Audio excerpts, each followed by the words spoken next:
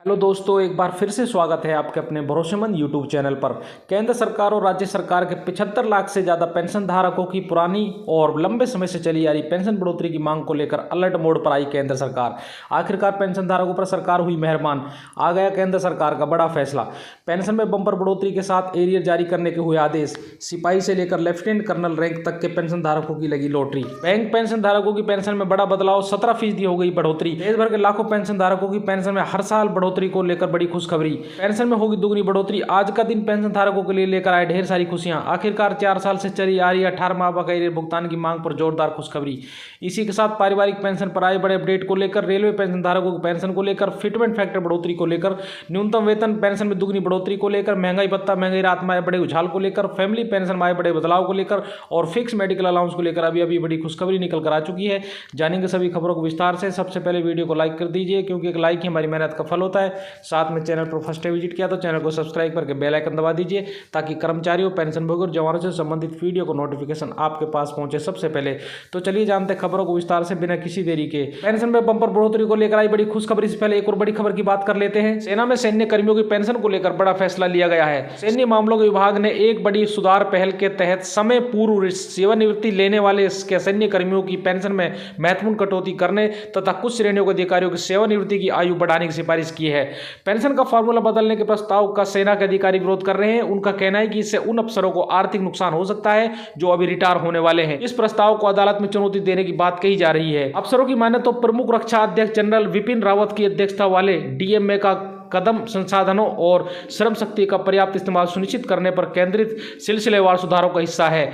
नए प्रस्ताव के अनुसार सेना में कर्नल, ब्रिगेडियर और मेजर जनरल और नौसेना और वायुसेना में उनके समकक्षों के सेवानिवृत्त होने की आयु क्रमशः 57, 58 और 59 वर्ष होगी। नए प्रस्ताव में पेंशन की सेवा की अवधि से जोड़ने की बात कही गई है। इसके अनुसार 20 से 25 वर्ष की सेवा के बाद सेवानिवृत्त होने वाले 50%, 26 से 30 वर्ष की सेवा में सेवानिवृत्त होने वाले 60% और 30 से 35 वर्ष की सेवा करने वाले को 75% तथा 35 वर्ष अधिक सेवा करने वालों को पूरी पेंशन दी जाएगी।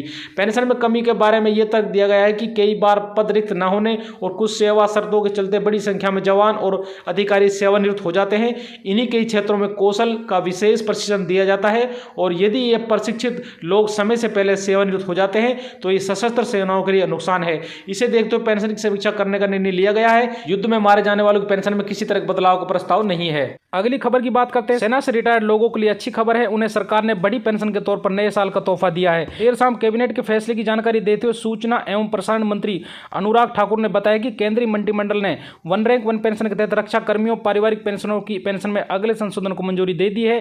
इसके कुछ देर बाद ही रक्षा मंत्रालय के प्रवक्ता ने ट्वीट कर बताया कि ओआरओपी यानी वन रैंक वन पेंशन के तहत 1 जुलाई 2019 से सर्विस पेंशन में रैंक के अनुसार कितनी वृद्धि की गई है। प्रवक्ता ने एक टेबल भी शेयर किया है। इसमें सिपाही के रैंक से लेकर लेफ्टिनेंट जनरल रैंक तक पुरानी पेंशन के बाद 2019 में संशोधित पेंशन और उसके बाद 1 जुलाई 2021 से रिवाइज पेंशन के आंकड़े दिए गए हैं। इसमें बताया गया कि सिपाही को 1 जनवरी 2016 को 17,699 रुपये पेंशन मिलती थी, जो 1 जुलाई 2019 को बढ़कर 19,726 रुपये हो गई। अब ये 1 जुलाई 2021 से रिवाइज होकर 20,394 रुपये हो गई है। इस प्रकार से 1 जुलाई 2019 से 30 जून 2022 तक संभावित बकाया 27,000 रुपये बनता है, जो एरियर के रूप में दिया जाएगा। केंद्रीय मंत्रिमंडल ने रक्षा बलों के कर्मियों और परिवार पेंशन धारकों के लिए वन रैंक वन पेंशन के प्रावधानों में संशोधन के प्रस्ताव को शुक्रवार को मंजूरी दी। सूचना एवं प्रसारण मंत्री अनुराग ठाकुर ने बताया कि इसका लाभ परिवार में पेंशन धारकों के साथ युद्ध में शहीद होने वाले जवानों की विधवाओं और दिव्यांग पेंशन धारकों को मिलेगा। उन्होंने बताया कि इसके कारण सरकारी कोष पर हर साल 8450 करोड़ रुपए का बोझ पड़ेगा। केंद्रीय कर्मचारियों को फरवरी महीने के अंत तक बड़ी खुशखबरी मिल सकती है। केंद्र सरकार के कर्मचारियों को अभी 46% की दर से महंगाई भत्ता मिल रहा है। इस बार उम्मीद है कि सरकार फिर महंगाई भत्ता बढ़ाकर 4% कर सकती है। अगर ऐसा होता है तो डीए बढ़कर 50% हो जाएगा। महंगाई भत्ते में कितनी बढ़ोतरी होती है ये एएसपी इंडेक्स के डाटा पर निर्भर करता है। कर्मचारी बजट के बाद से डीए बढ़ने की उम्मीद लगा रहे हैं। सरकार जल्दी इसकी घोषणा करेगी। अगर सरकार कर्मचारी की महंगाई भत्ता बढ़ाकर 50% करती है तो कर्मचारियों की सैलरी और भत्तों में बड़ा इजाफा देखने को मिल सकता है। अभी केंद्रीय कर्मचारी को 46% फीसदी की दर से महंगाई भत्ता मिल रहा है। केंद्र सरकार कर्मचारी को महंगाई भत्ता साल में 2 बार बढ़ाती है। अगर सरकार जनवरी में 4% की बढ़ोतरी करती है तो महंगाई भत्ता 40% से बढ़कर 50% हो जाएगा। अगर सरकार ऐसा फैसला करती है तो कर्मचारी के वेतन में न्यूनतम तौर पर सीधे 9,000 रुपये की बढ़ोतरी देखने को मिलेगी। महंगाई भत्ते का नियम एक साल 2016 में जब सरकार ने 7 वेतन आयोग लागू किया था तो उस वक्त महंगाई भत्ता शून्य कर दिया गया था। नियमों के मुताबिक जैसे ही महंगाई भत्ता 50% तक पहुंच जाएगा उसे शून्य कर दिया जाएगा और 50% के हिसाब से कर्मचारी को भत्ते के तौर पर जो पैसा मिलेगा वह बेसिक सैलरी में जोड़ दिया जाएगा। अगर किसी कर्मचारी की बेसिक सैलरी 8,000 रुपये है तो उसे 50% डीए के 9,000 रुपये मिलेंगे, लेकिन डीए भी 50% होने पर बेसिक वेतन में जुड़ जाएगा और फिर से महंगाई भत्ता 0 कर दिया जाएगा। केंद्रीय कर्मचारी लगातार मांग करते रहे थे कि 18 माह एरियर उनका हक है जो उन्हें हर हाल में मिलना चाहिए और उसका पैसा रोकना नहीं चाहिए। एरियर की डिमांड को लेकर कर्मचारी ने कोर्ट में भी अपील की थी। इस पर सुप्रीम कोर्ट ने सरकार को यह कहकर विचार करने के लिए कहा था कि यह कर्मचारियों का हक है, इसे फ्रीज किया जा सकता है लेकिन रोका नहीं जा सकता। पेंशनर के लिए सबसे बड़ी खुशखबरी, दुगनी हो जाएगी मिलने वाली पेंशन। देश भर के लाखों पेंशनर के लिए एक बड़ी खुशखबरी है। दरअसल सरकारी कर्मचारियों की पेंशन में जल्दी ही इजाफा होने जा रहा है। सरकार पेंशन की लिमिट को बढ़ाने की तैयारी में है, जिसके बाद अब सरकारी कर्मचारी की पेंशन दुगनी हो जाएगी। फिलहाल इस मामले पर सुप्रीम कोर्ट में सुनवाई चल रही है। अगर सरकार ये फैसला कर लेती है तो फिर इसकी सैलरी चाहे जितनी भी हो, लेकिन इसकी पेंशन की कैलकुलेशन 15,000 रुपये पर ही की जाएगी। ईपीएफओ की इस वेतन सीमा को खत्म करने का मामला चल रहा है। इसके साथ ही ईपीएफओ में पेंशन कैलकुलेशन पिछली सैलरी यानी हाई सैलरी पाने वाले लोगों पर भी की जा सकती है। ईपीएफओ के इस फैसले के बाद कर्मचारियों को मिलने वाली पेंशन में बम्पर इजाफा हो जाएगा, जिसके बाद पेंशनर को ज्यादा पेंशन का फायदा दिया जा सकेगा। केंद्र की मोदी सरकार ने महिला केंद्रीय कर्मचारियों को बड़ी राहत दी है। महिला सरकारी कर्मचारी अब अपने बच्चों को फैमिली पेंशन के लिए नॉमिनेट कर सकती है। पुराने नियम के तहत कोई भी महिला कर्मचारी पति को ही नॉमिनेट कर सकती थी। सरकारी कर्मचारी के निधन के बाद सबसे पहले फैमिली पेंशन स्पाउस को यानी पति या पत्नी को मिलता था। उसके बाद बच्चों को फैमिली पेंशन मिलने की बारी आती थी। कार्मिक लोक शिकायत एवं पेंशन मंत्रालय ने बताया कि सीसीएस रूल्स 2021 के नियम 50 के सब रूल 9 के मौजूदा प्रावधान के मुताबिक यदि किसी मृत सरकारी कर्मचारी पेंशन भोगी के पति पत्नी परिवार में है तो पहले पति या पत्नी को पारिवारिक पेंशन दी जाती थी।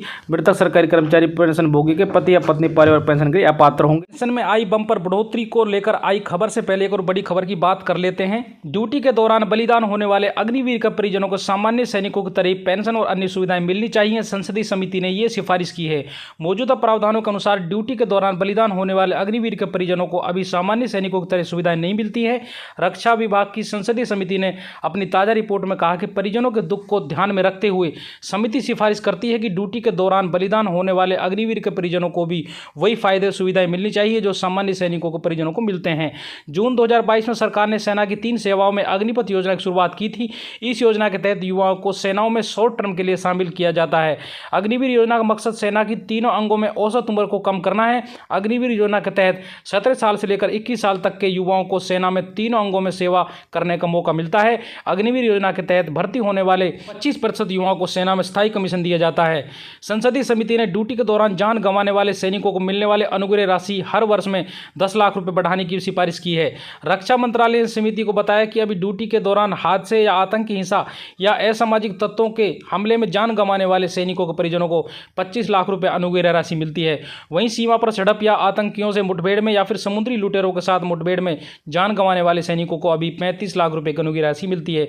वहीं युद्ध के दौरान दुश्मन के हमले में बलिदान होने वाले सैनिकों को 45 लाख रुपए की अनुग्रह राशि मिलती है।